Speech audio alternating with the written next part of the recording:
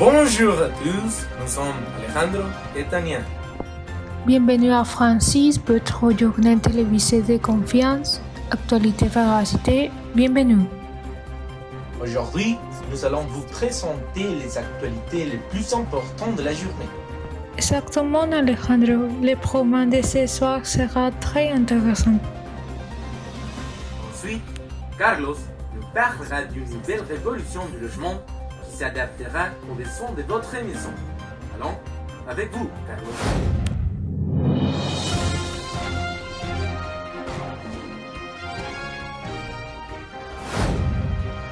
Bonjour Tania, bonjour Alejandro, comment ça va? Eh bien, pour commencer, 3 mots très importants. Si vous savez ce type de technologie qu'on m'a parlé dans votre émission, ce sont numéro 1, sécurité, numéro 2, confort et numéro 3, économie d'énergie. La technologie nous garantit ces 3 qualités par l'automatisation des ménages et nous promet la disposition des maisons sur mesure, adaptées totalement aux besoins particuliers de chaque personne et de sa famille. Les maisons intelligentes sont celles où les installations électroniques de sécurité, d'eau, de gaz, etc. sont surveillées et contrôlées à distance à partir d'un appareil électronique, généralement une mobile ou une tablette. Ensuite, notre journaliste Daniela se trouve devant une iShop pour interviewer les gens qui font la queue en attendant le nouveau lancement qui s'appelle iHome. On vient avec vous, Daniela. Merci Carlos. L'équipe de France ici se trouve au Beau Garnel, Paris, à l'intérieur boutique iShop, où les gens comprent l'extérieur pour le lancement de iHome. Ceux qui nous connaissent comme iHome aura toutes les bases nécessaires pour démarrer le projet d'une maison intelligente. Se compose d'un thermostat, 3 caméras de sécurité, 4 lumières LED avec détecteur de mouvement et une tablette qui sera responsable de la manipulation de tous ces éléments de partout où vous vous trouvez. Voici l'une des clientes en attente d'incorporer iHome chez lui. Bonjour, comment vous vous appelez? Bonjour, je m'appelle Kevin. Dites-nous Kevin, qu'est-ce que cela signifie pour vous d'avoir une maison intelligente? Une maison intelligente, bien. Et je travaille beaucoup. Je voyage beaucoup à cause de mon travail. Donc, j'ai toujours besoin d'être au courant qu'est-ce qu'il passe dans notre maison quand je ne suis pas là. Et ce qui iHome me promet, c'est d'avoir une surveillance avec des caméras de sécurité à tous les temps. Donc pour moi, en répondant à ta question, une maison intelligente pour moi et qui peut être sûre et sécurité. Eh bien, pensez-vous que cela améliorera votre vie en termes de confort et sécurité? Et en termes de confort, ce que j'aime le plus, c'est que je peux prendre le thermostat et quelques plus d'arriver à ma maison. Aussi, je peux changer les couleurs de la lumière dans mes maisons et pour faire de l'ambiance, bien sûr. En plus, je n'aurais pas pu appeler à ma famille ou de différentes maisons pour faire attention à ce qui passe dans mes maisons. Donc, comme ça, je peux vérifier en temps réel ma maison depuis mon téléphone. Et donc, le confort sera pour tout le monde. Merci beaucoup Kevin pour votre coopération. Et vous, téléspectateurs, n'oubliez pas les offres de Noël que iShop aura pour vous. Qu'attendez-vous pour transformer votre maison en une maison intelligente? Nous sommes retournés au studio avec Alejandro et Tania. C'était le segment technologique. Merci beaucoup Carlos et Daniela pour nous présenter à ces produits révolutionnaires.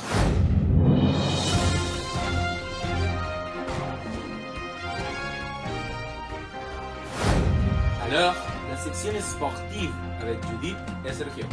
Qu'est-ce que vous avez pour nous aujourd'hui? Merci Tania et Alex. Bonjour à tous et très bienvenue à Francis. Nous sommes Judith et Sergio.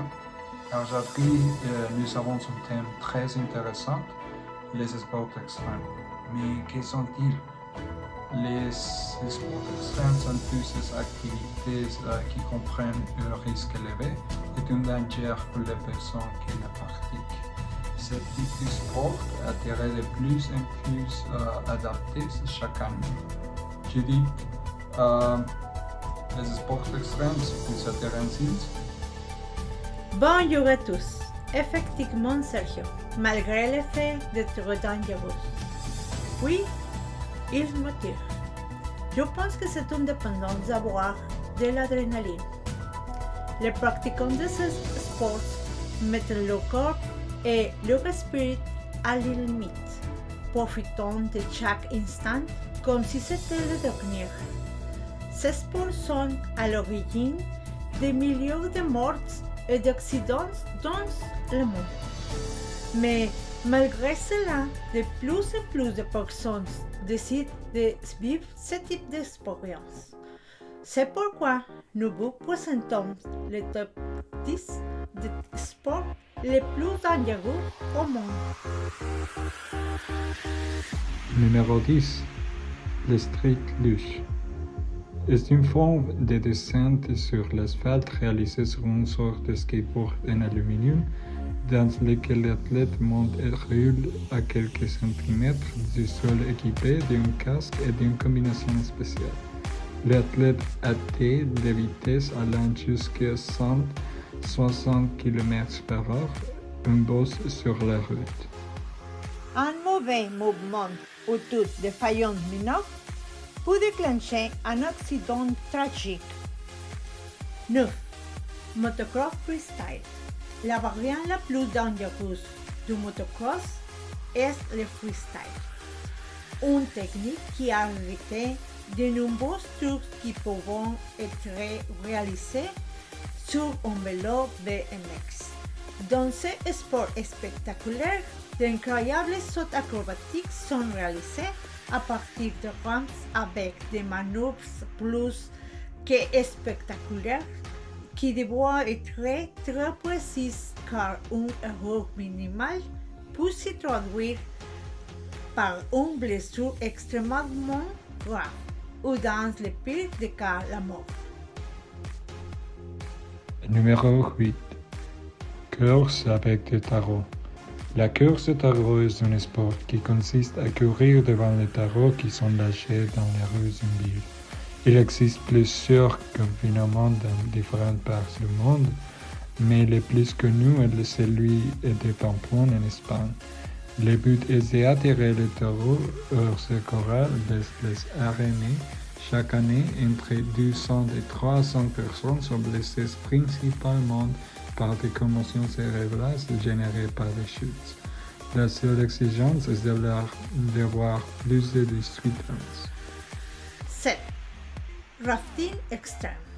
Le rafting extrême consiste à parcourir des rivières turbulentes imprévisibles, avec tourbillons et cascades inopportunes dans les rivières de catégorie 5 et 6, avec des eaux presque impossibles à naviguer.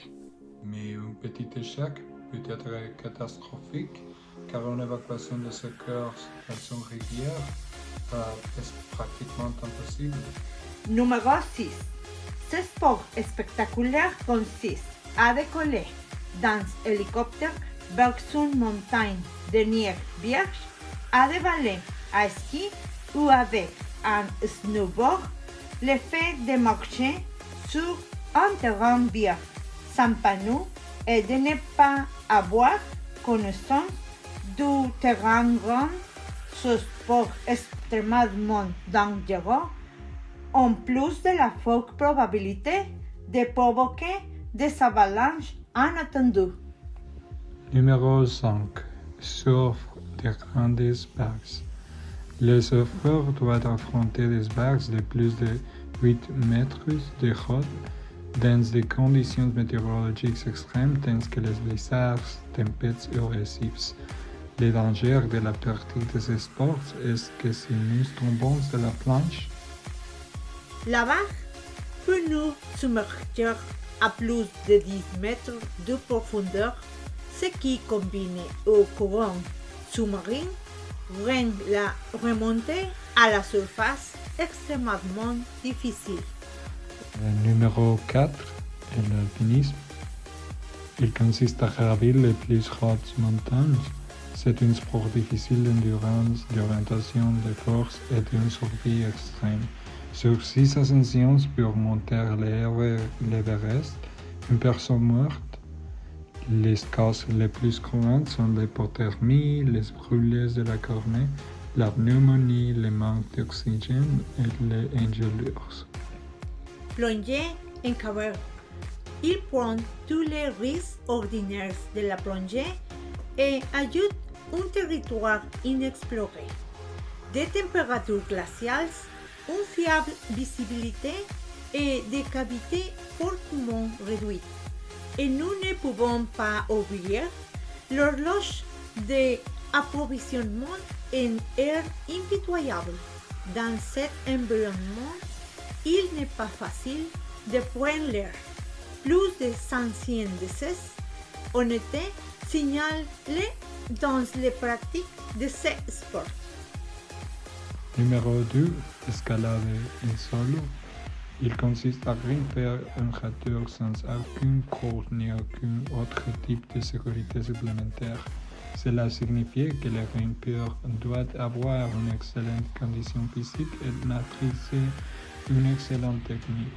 Il doit également résister à la pression psychologique offerte par les grimpeurs, avec une pression supplémentaire résultant de la conscience humaine qui place la grimpeur dans une dualité entre grandir et le sommet et une chute mortelle. L'escalade en solitaire est considérée comme l'un des sports les plus dangereux qui existent puisque les grimpeurs risquent sa vie à chaque ascension. Suite de bande. C'est une forme de parachutisme qui consiste à porter un costume avec des ailes pour essayer d'imiter un oiseau. Dans les sauts, il atteignait des vitesses de plus de 230 km/h. Une grande partie de la beauté de ce sport réside dans la proximité de l'homme osseux à sol, qui à son tour devient un grand danger pour ses pratiquants. Cause plus de bandes de ces parents, les alarmes ont retenti après la croissance exponentielle des décès ces derniers temps. Beaucoup de décès sont survenus en France, ce qui a incité le pays à prendre des mesures pour tenter d'empêcher le cas.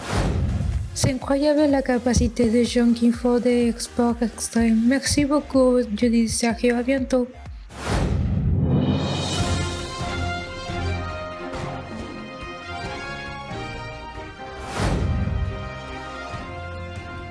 À continuation, notre journaliste de spectacle.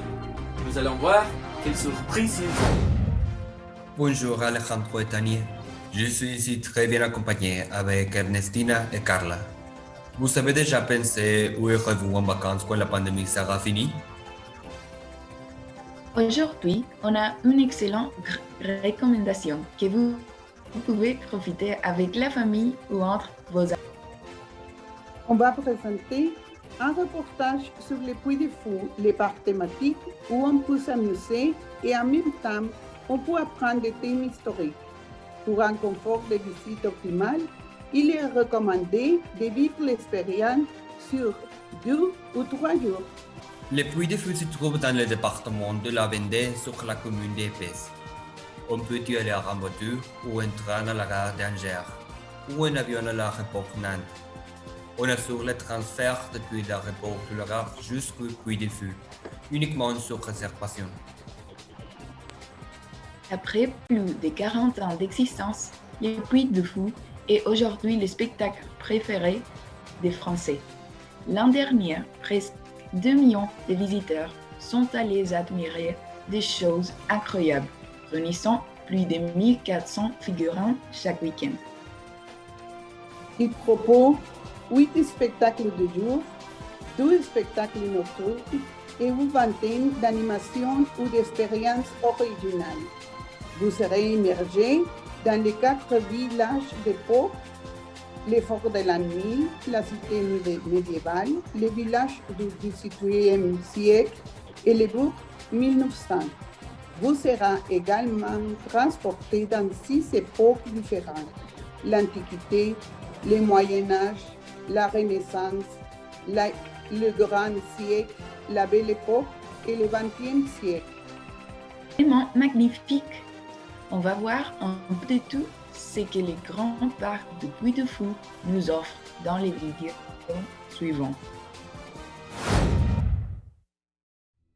Bienvenue au Puy du Fou, où vous trouverez des spectacles grandioses, hôtels insolites et émotions pour petits et grands.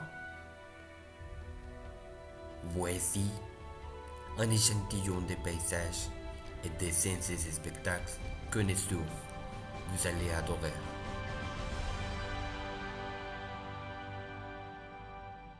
Une épopée chalevaresque et fantastique en pleine guerre de 100 ans. Jules Verne doit découvrir les secrets d'une lance de pouvoir fantastique pour protéger le rempart chanté du château en pleine bataille.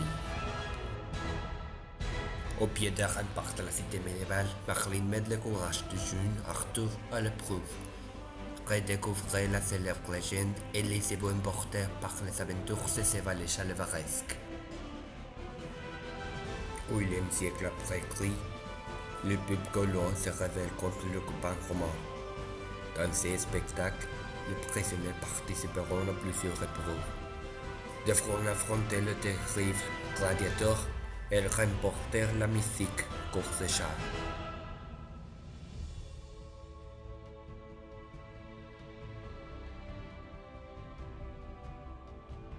Entre 2 spectacles, traversez une fois de plus les portes de l'histoire en pénétrant dans la cité médiévale qui séduit par son réalisme dans les moindres détails. Vous y découvrirez toutes les richesses du Moyen-Âge et les savoir-faire ancestral préservés de nos artisans d'art. Le dernier panache. Suivez le destin glorieux d'un officier de la marine française dans ce spectacle élu meilleure création du monde en 2017. Charest, héros de la guerre d'indépendance américaine, voit sa vie basculer dans un ultime combat pour la liberté. Le bal des oiseaux fantômes.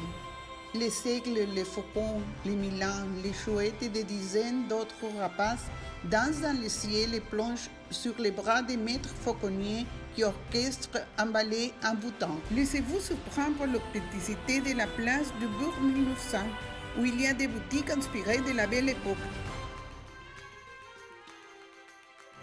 Les mousquetaires de Richelieu. Vivez une aventure romanesque de cap et d'épée, rythmée par les duels des mousquetaires, les ballets de flamenco et les prouesses équestres.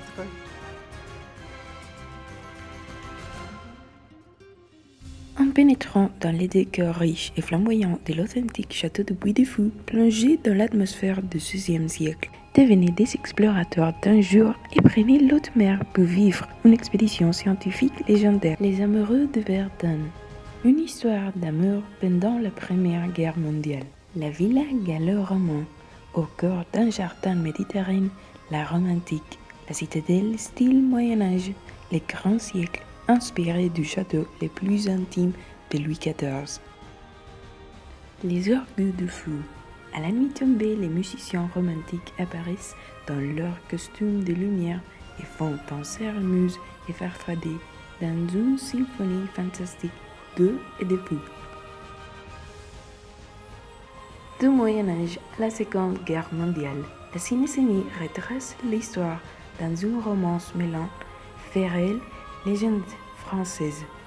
Elle vous fera voyager dans les temples grâce à une mise en scène grandiose.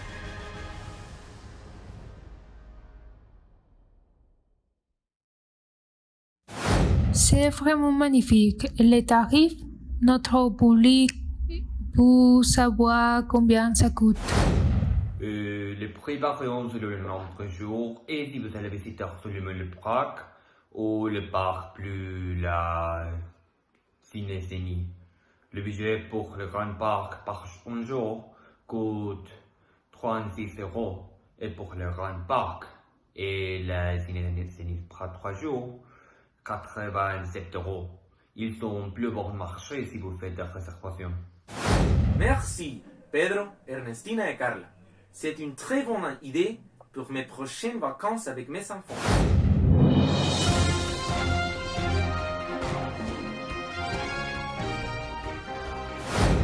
Ensuite, nous continuerons avec un rapport spécial présenté par Alejandra. Bonjour Alejandra.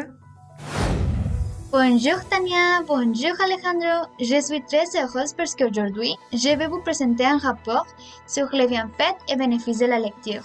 J'espère que vous l'aimez autant que moi. Allez. Bienfaits et bénéfices de la lecture. La lecture stimule notre imagination et notre intelligence. En lisant, nous transformons les mots en images et ce processus stimule notre pensée créative. Des millions d'opérations mentales et de connexions entre les synapses se font dans la lecture d'un texte, chaque mot faisant appel à notre capacité de représentation. De nombreuses études l'ont montré. La puissance de notre cerveau est décuplée par la lecture. C'est comme un muscle que l'on travaille. Lire préserve et développe nos facultés mentales. Créativité, imagination, intelligence. Des atouts qui vous serviront dans tous les aspects de votre vie. La lecture est excellente pour apprendre à s'exprimer. Vous développerez de nombreuses qualités d'expression en lisant. Si vous voulez éradiquer les fautes d'orthographe, à l'oral comme à l'écrit, lire permet d'acquérir de vraies compétences, d'enrichir son vocabulaire, de mieux tourner ses phrases, d'affiner et d'énoncer son propos, bref, de mieux réfléchir et de mieux convaincre. La lecture, c'est un plaisir qui nous déconnecte de nos soucis quotidiens. Nous vivons tous dans le stress des tâches quotidiennes, du travail ou des études, des papiers administratifs, du manque de temps. Et on a tout besoin de s'évader par moments. La lecture est définie comme une porte ouverte sur un monde enchanté. Certains livres changent notre vie. Il est de ces auteurs qu'on peut relire inlassablement, dont les mots nous vont droit au cœur, qui nous touchent et qui nous changent. Des lectures dont nous garderons les souvenirs toute notre vie. Les livres sont des rencontres au même titre que les hommes et la femme, qui nous croisons au corps de nos vies. Et dans nos bibliothèques, au fil du temps, s'accumulent des livres qui jalonnent nos vies, de par les atmosphères, les histoires, leurs styles extraordinaires ou leurs idées révolutionnaires. J'espère que vous commencerez à lire et profiter de tous ces avantages. Maintenant, nous continuons avec vous, Tania Alejandro. À la prochaine! Waouh! Je ne connaissais pas tous ces avantages de la lecture. Le rapport était très intéressant, Alejandra. À partir d'aujourd'hui, je vais commencer à lire davantage.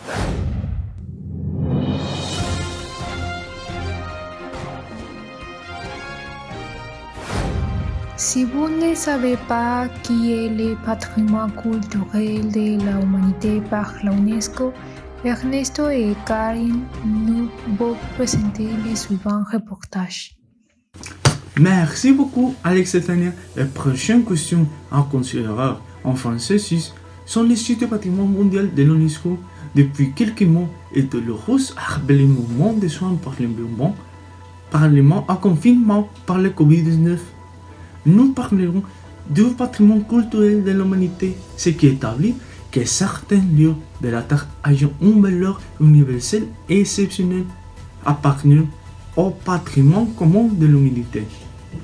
Préserver ces lieux est essentiel pour promouvoir la science, l'éducation et surtout la culture. Je vous présente les héritages culturels de l'humanité les plus appréciés des voyageurs. C'est une étude préparée par la même UNESCO. En commençant le classement à la 3e place, nous avons le parc national d'Iguassou qui abrite la majestueuse chute d'Iguassou, une zone de préservation de la nature qui couvre 107 000 hectares dans l'extrême nord de la province de Misiones, en République argentine. Son principal attrait est la promenade des Wildstrut qui permet de s'approcher à quelques centimètres de la cascade la plus imposante et la plus puissante du parc, la majestueuse Gorge du Diable, avec plus de 80 mètres de chute et la vue la plus célèbre est impressionnante sur les Iguassou. Dans le prochain post, nous avons le sanctuaire historique de Machu Picchu, une ancienne ville de l'Empire Inca vers au Pérou. Son nom signifie pays, montagne et fait référence à l'endroit où il se trouve, à près de 2107 mètres d'altitude. Le sanctuaire historique de Machu Picchu est considéré comme l'un des 7 nouvelles merveilles du monde moderne et a été déclaré site du patrimoine mondial en 1983. Le premier patrimoine est Angkor Wat, situé au Cambodge, l'un des merveilles culturelles les plus visitées au monde, principalement par les soi-disant retards. Angkor Wat est un temple situé dans la ville de Siem Reap qui forme un magnifique complexe archéologique attendu de sorte de touristes en formant d'entreprises autour du temple, s'adaptant de plus en plus aux besoins de ses visiteurs. Les habitants affirment qu'Angkor donnerait toute une vie à la découverte de lieux magiques, dont beaucoup sont pratiquement cachés dans l'épaisseur de la jungle, ce qui étonnera sans aucun doute Indiana Jones lui-même. Maintenant que nous connaissons les sites du patrimoine culturel préféré des visiteurs, nous pouvons nous poser une question. Où y a-t-il plus d'héritage culturel? Maintenant, Karen, notre partenaire, va nous répondre à cette question intrigante. Bonjour, je m'appelle Karen et je vais vous parler des pays qui ont le plus d'héritage de l'humanité. Certains sont naturels et d'autres culturels. Et la liste des sites du patrimoine mondial s'allonge chaque année. À partir du juillet prochain, la Organisation des Nations Unies pour l'éducation, la science et la culture, l'UNESCO, déterminera en Pologne quels seront les nouveaux lieux déclarés sites du patrimoine mondial. Les choisissés rejoindront la liste de 1052 lieux dans le monde qui sont déjà enregistrés et qui comprend des bâtiments ou des sites historiques, des parcs naturels ou de la conservation. L'Italie arrivait en tête de la liste avec 51 sites patrimoniaux, et les centres de l'Empire romain et les cours de la Renaissance a fait de l'Italie le pays avec le plus grand nombre d'espaces déclarés pour les sites patrimoniaux. Les pays asiatiques, la Chine, contrairement à l'Italie, n'a pas une concentration de sites de patrimoine historique. C'est plutôt une bonne combinaison de lieux d'intérêt culturel et d'espaces naturels. Au total, il compte 50 lieux enregistrés, dans la Grande Muraille et Pékin. La péninsule ibérique, Espagne, a été le centre de nombreux moments au cours des siècles, qui lui ont permis d'enregistrer dans l'histoire une grande collection de l'art rupestre. Et une telle activité a laissé un héritage reconnu sur la liste de l'UNESCO, où l'Espagne, comme 45 candidatures, et se classe au 3e rang mondial. Merci pour votre attention. J'ai renvoyé la main à Alejandro Epona. Très intéressant le rapport. Il est très important la richesse culturelle et naturelle. Merci beaucoup Ernest et Karen. À bientôt.